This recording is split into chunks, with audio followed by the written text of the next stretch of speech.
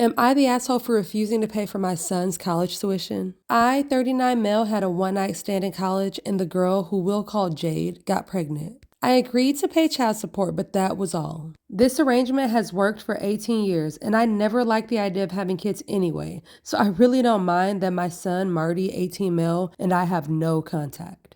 Jade never got a boyfriend or anything after she had Marty, so she's been doing a pretty good job all by herself.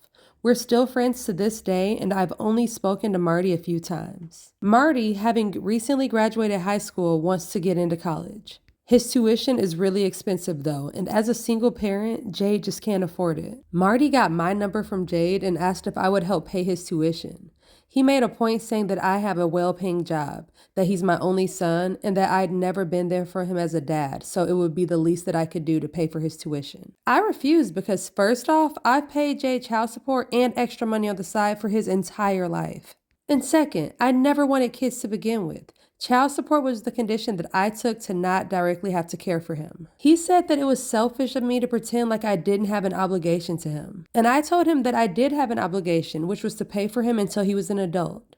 He protested, saying that I never gave him anything, which just isn't true. I made sure Jade had the money to care for him, and I gave him gifts through Jade on occasions. Jade and I have been content with this arrangement for years, and she's done a great job being a parent. I funded a whole lot of my son's life. I basically paid for everything that Jade couldn't.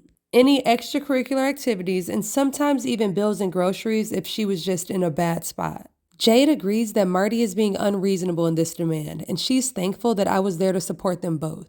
She told Marty that he has other options and he shouldn't expect me to pay tens of thousands of dollars for his tuition. He's pissed at Jade for taking my side, saying that I'm an unsupportive bum. He said that I've done nothing for him in the long run, but that just is not true. So am I the asshole?